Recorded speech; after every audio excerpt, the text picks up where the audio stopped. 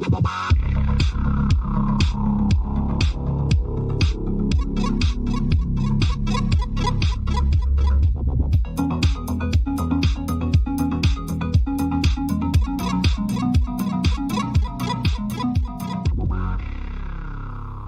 and welcome to the Unlucky Frog Gaming Podcast. You are joined by your usual hosts here. We've got Tom Mannering. Hello. And myself, Josh Hartley. How are we doing this week, Tom? I am doing fine, thank you, Josh. How are you doing? That was very broken. Yeah, I'm all right. We're recording on Thursday night. It's nearly the end of the week. It's been a bit of a non-event week, really, for me anyway. Just more of what I've been doing previously. My new dog's taking up most of my time, to be honest. But he's settling in well. So good. Glad to hear it. Yes. How about yourself? Have you done much this week? I did my garden at the weekend. That was a highlight. Yeah. Living in our 30s. Yeah, I'm nearly in my 40s, mate. I've not got that much of my 30s nearly. Left. You turned 37 this year? I turned 37 last year. You turned 38 this year. I turned 38 this year. Yep. You're still not nearly 40 though. I would say 38 is nearly 40s. Like that is. I think 39. It's the year before you say, "Oh, I'm nearly." No, 40. that's not how that works, buddy. Everyone, get in the comments, weigh in on this. At what point are you nearly 40? Agree to disagree. Like I always think once you pass the point where you're further away from the younger bracket than you are to the older bracket, you're nearly. So like once I was halfway through 35, I was nearly 40. So. But nearly 40 for a while. No, that's not right. That's definitely... Yeah, I mean, I can see an argument for, like, 38. Oh, that's nearly 40, but, like... So you agree with me that 38 is nearly 40? No, I'm saying I can see an argument for that. I think I tricked you there. Got you with the old Tom switcheroo. No, you did not.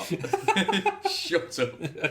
Right, don't shut up. That would be a very long podcast if it was just me talking. Just dead air. I did my gardening, which is the first time I've ever done my own gardening. Like I've done gardening before, but never for my own garden, so to speak. So that was fun. Did you hire yourself out as a gardener? Well, no, my parents have a garden. Okay. That's your own garden. No, it's my mum's garden. Like it's different. So I'd bought my lawnmower, I brought my strimmer, I bought like my extension cords and my gloves and my weeders and all that kind of jazz. Pair of overalls, you know. Yeah, and I was just out there sort of trying to get out before the rain kind of hit, and I'd kind of go out and I'd do a bit, and then like the rain had like it was going to come on, so I'd come back, and then it did come on, so I went out again, and a lot of back and forth because it never actually rained at the weekend despite threatening to. But I eventually got the majority of it under control, so it's not where I want it to be yet, but it's not a jungle anymore. So that's all right. Yeah, that's fine. That's the main thing. So still a lot of work to do, but I'm really happy to have got some progress on that.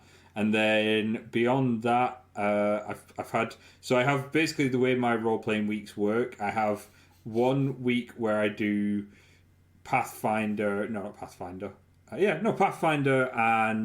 Call of Cthulhu. And then the other week I have 2 Star Wars games back-to-back. And this was my Star Wars game week, so so obviously I'm in one of them, and we're underway with the next part of our adventure after having very much our own little Empire Strikes Back adventure where everything went wrong and horrible. You got the bad ending on that one. Yeah. We're now on the next section where we've picked up a bunch of droids off a totally trustworthy space pirate.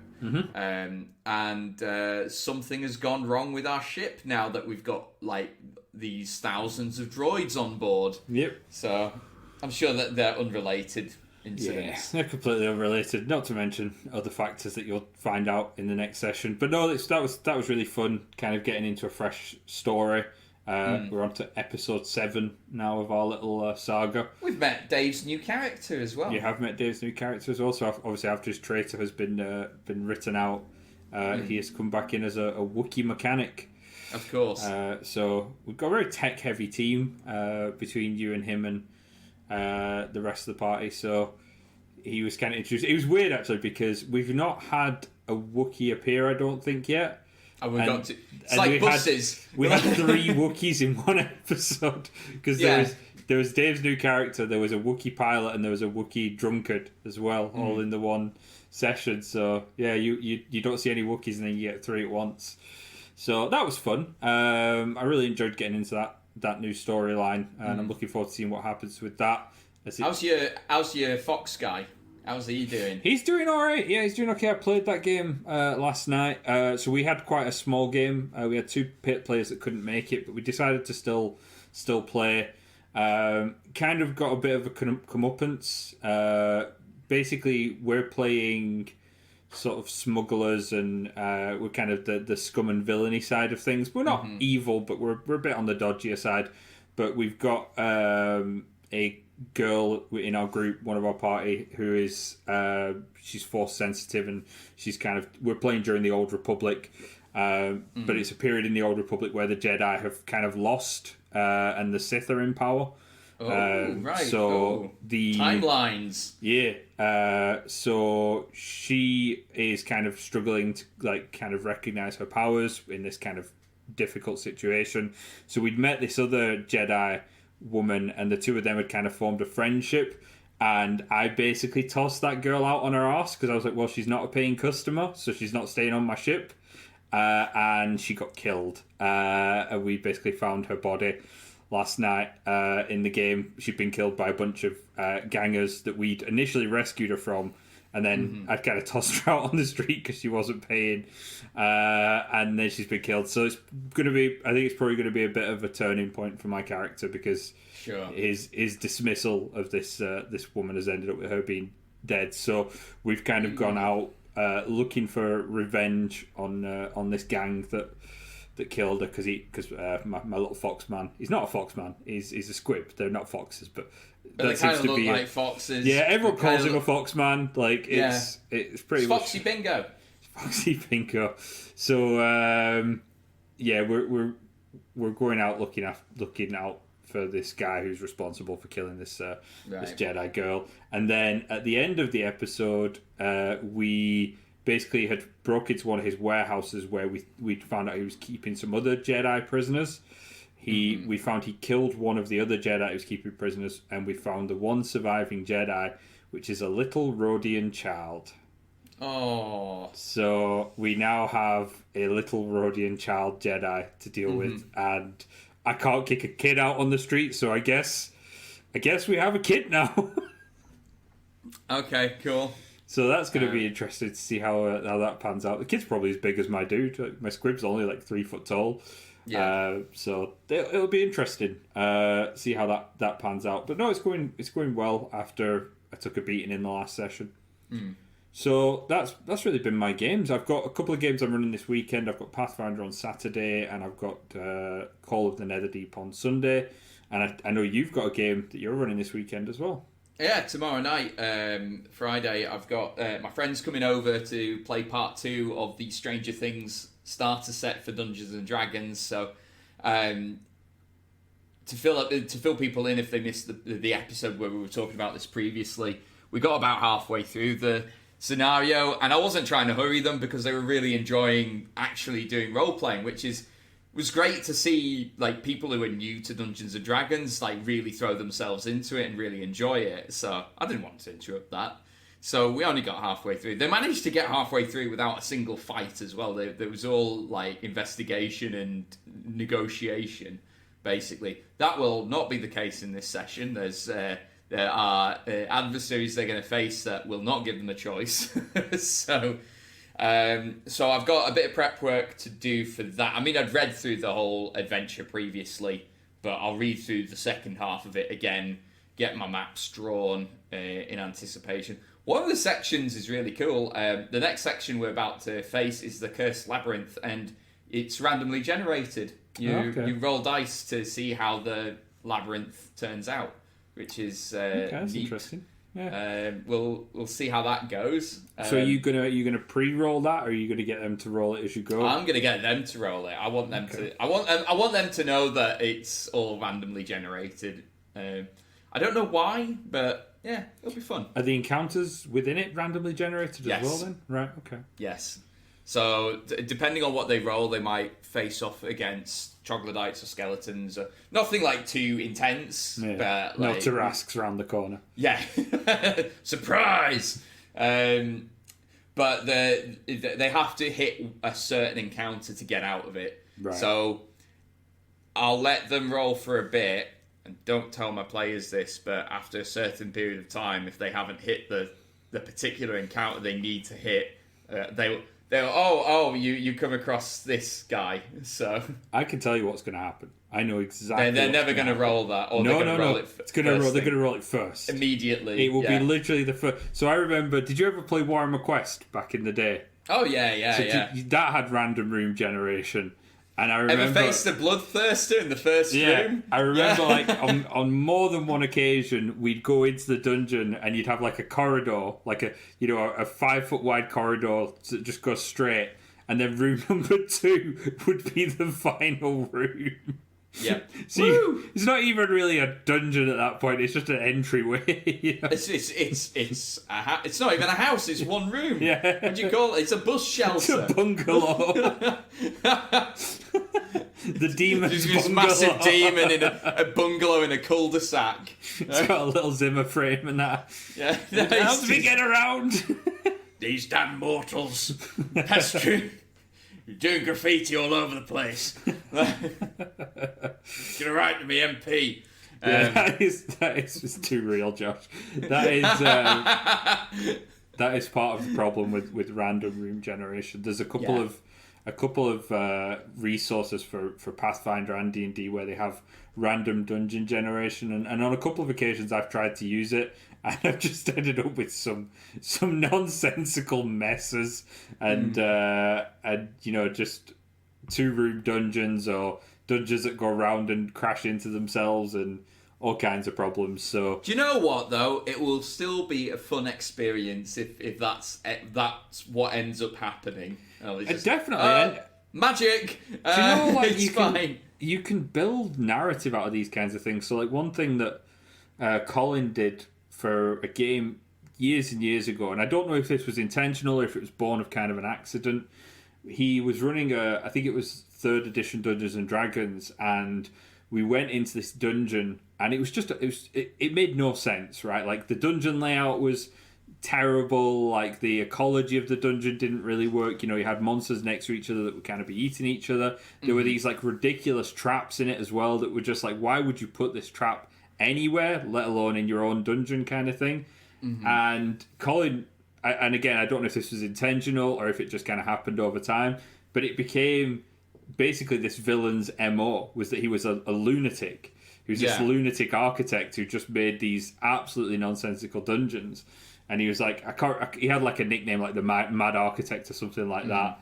And it was this whole sort of mini... it wasn't really a storyline, but it was a mini kind of plot thing that all these crappy dungeons with these ridiculous traps were all made by this one lunatic architect guy who made these surreal places. So, you could do stuff like that. Yeah, I mean, that's neat. I think that's cool. Yeah, I love stuff like that. Another thing that happened in our Star Wars game was... in the first session, I think it was, my guy I've mentioned is a gambling addict, and we went into a casino, and Colin said, there's this Gamorrean at the casino table next to you. Those are the big pig people, for anyone that doesn't know. Yes. He said there's this Gamorrean next to you who's also gambling. So I'm like, okay, cool. So Colin's like, right, you have to roll off against him in this game of Sabacc, whatever it was. So I rolled my gambling, it's garbage. And Colin rolls, and because it's on roll 20, we can see what he rolls. And he rolls, and this guy's having like 10 to his gambling. And I'm like, how?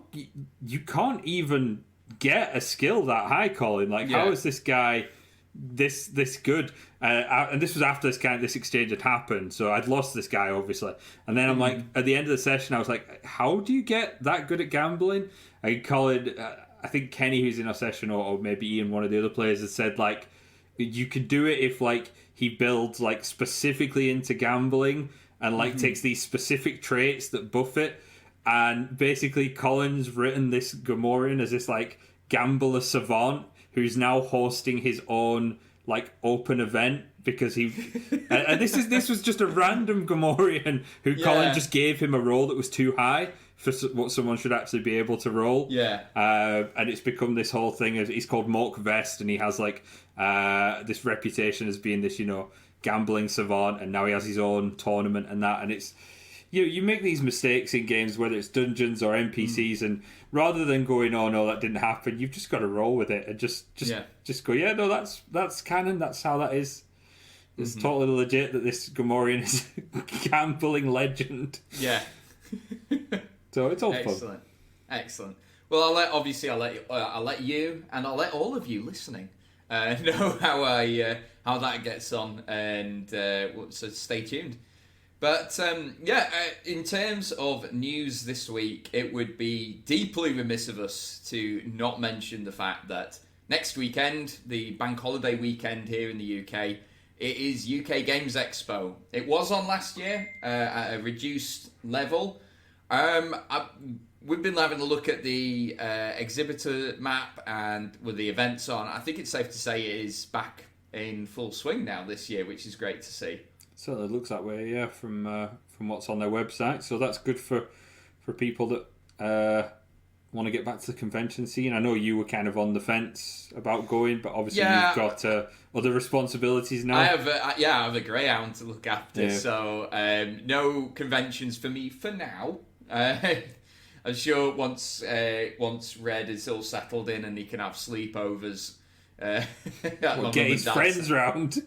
No, Red, you've ruined the place. I told you if I was going to leave you here, no parties. No parties, Red. Yeah. You come in and there's a bunch of dogs at a table with poker chips and drinks. Yes, there we go. Yeah. Oh, the dog's playing poker. Obviously, like my mum and dad have dogs, so the ideal, like what we're working towards is we're getting them to spend time once a week, so that they all get used to each other, and to the point where Red could comfortably stay over at theirs if I need to go away.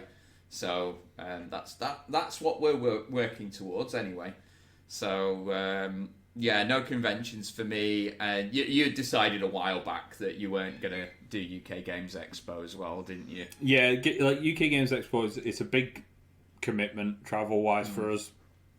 You know, it's a long journey, and I get tired out very quickly. Like in places, I don't know what it is. Like it's a weird thing, but lots of people tire me out really fast. I think it's like a mental exhaustion or something.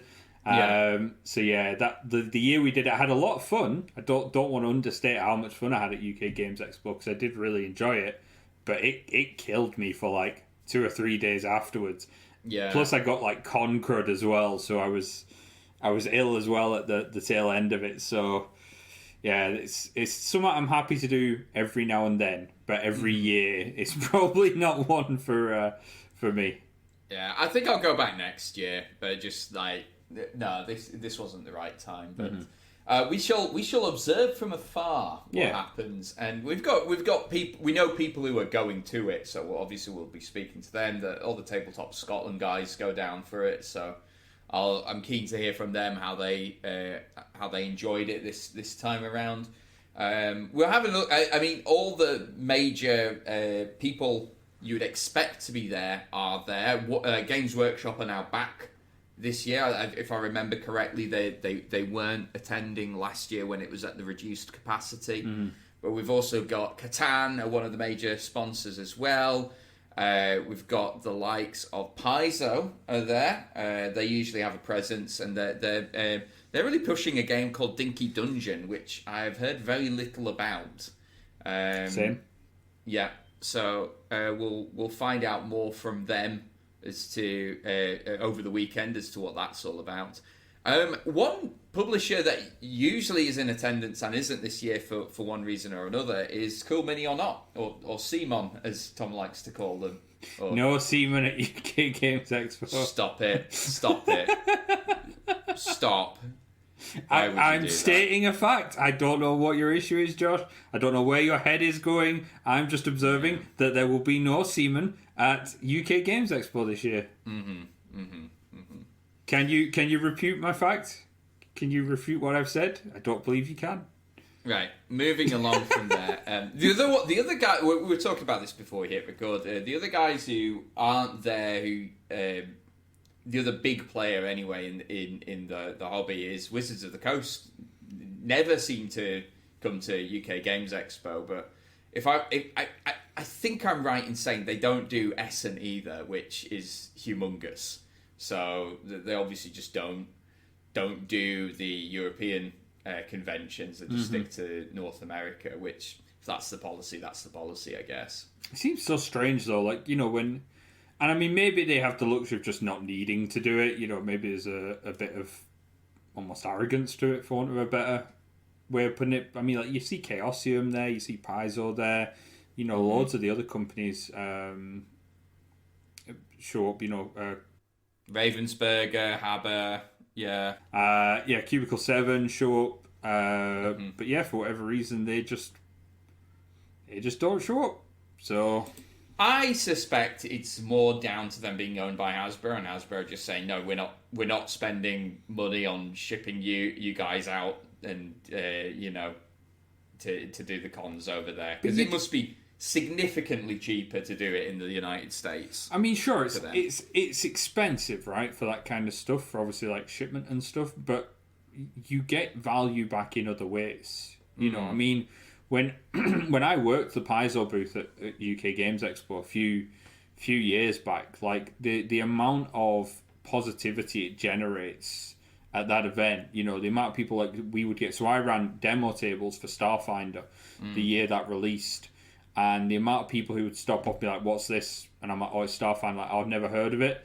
And then they'd sit and they'd play it with you. They'd play a demo game, and like, "Oh, where do I pick this up?" And you're like, "Oh, you know, well, there's stalls here, and here." And I mean, they don't bring stock because that is a lot. That's to bring. very costly. But if that person then goes off and buys from another stockist, that's more business that is fundamentally trickling back to Paizo in the long run. And you know, and it's not just that as well. It's engaging with your community. You know, we're in a day and age now where community engagement is key. I mean, even Games Workshop, who are famous for not really engaging with their community for a very, very long time. Yes. Now sat in their ivory tower in Nottingham. Now have very high community presence globally at a lot of events.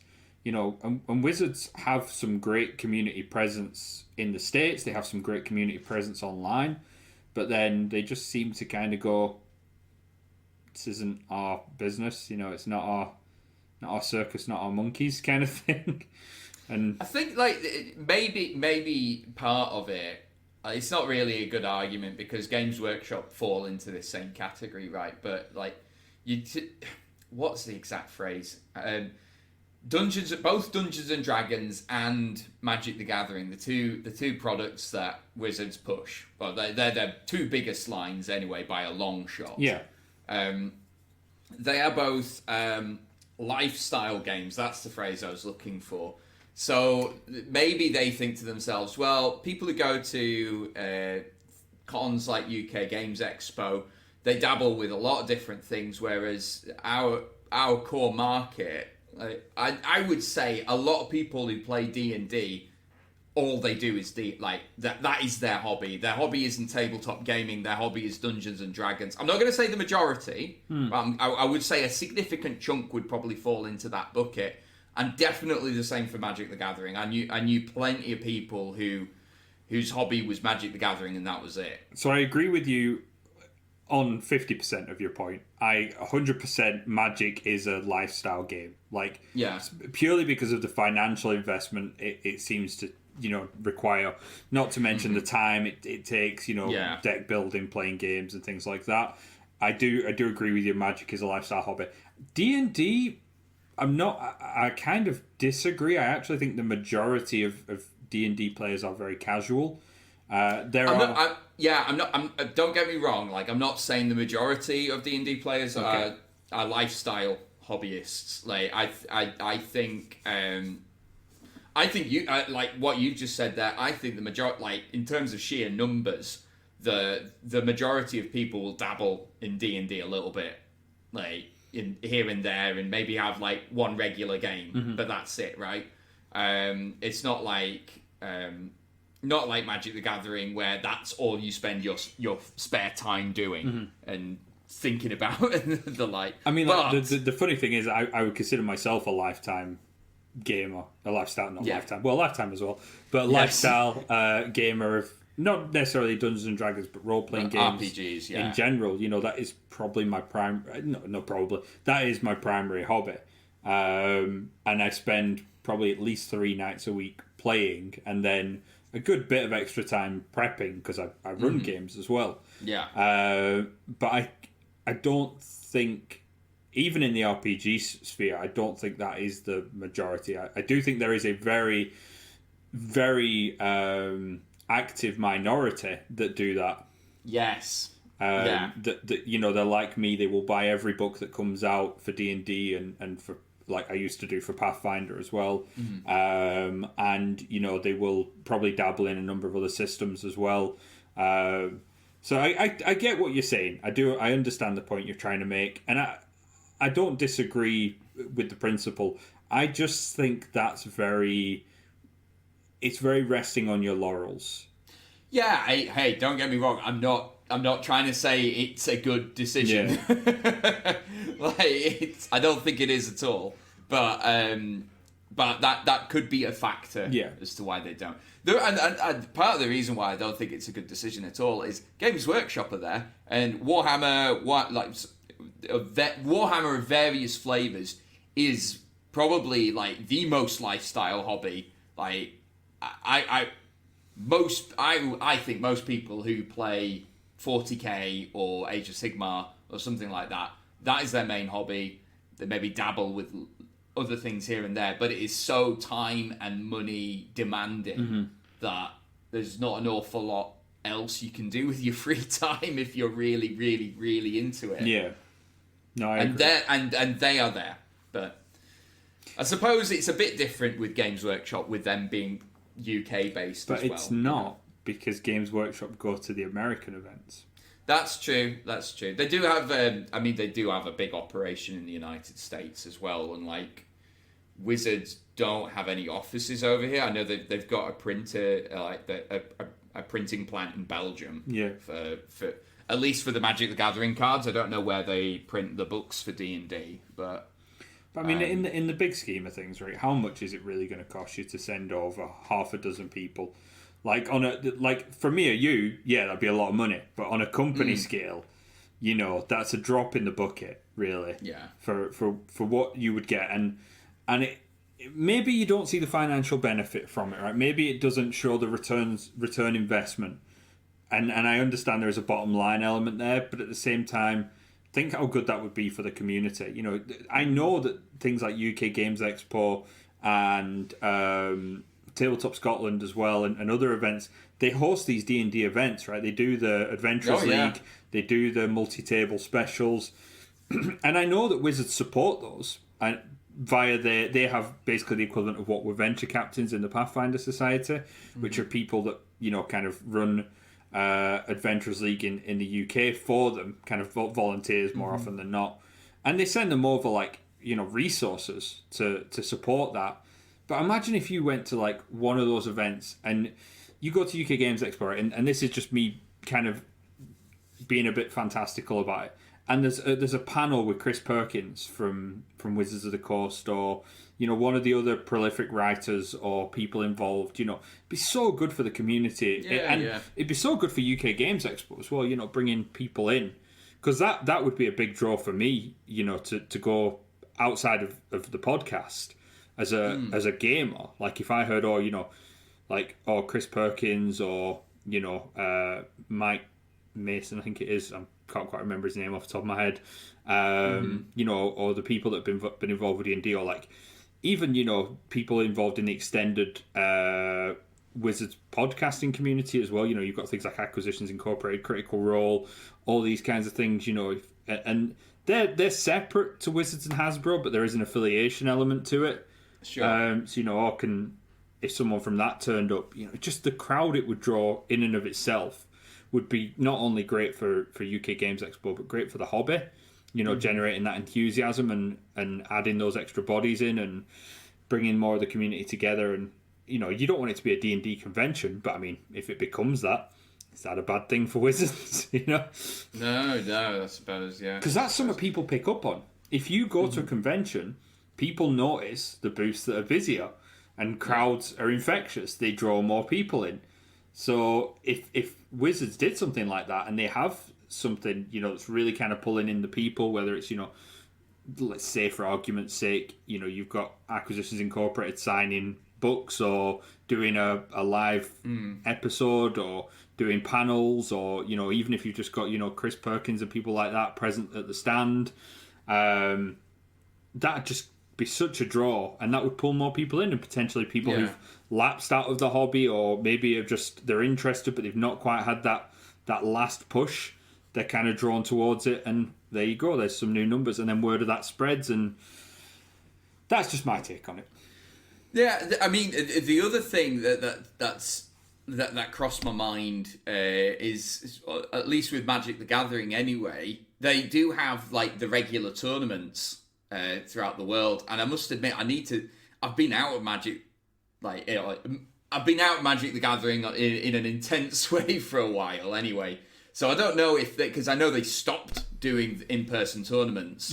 At the sort of Grand Prix scale, which are basically Magic the Gathering conventions. Yeah. I don't know if they've restarted them or not. I'd love to go back to one actually, but I'll need to check that out. Just to correct myself, it's Mike Merles who's D&D. Mike Mason is Chaosium. I'm getting my companies mixed up. Getting my mics confused. No, I get where you're coming from. I see what... I'm picking up what you're putting down. Yes. But Wizards should be at UK Games Expo. They should be. That's the big takeaway from this. Yeah. Write to your local MP and brings it full circle. On that note, shall we draw this episode to a close? Yeah, let's do that. Cool. Excellent. Well, look, guys, as always, thank you very much for listening, and until next time, you take care. Bye. Bye.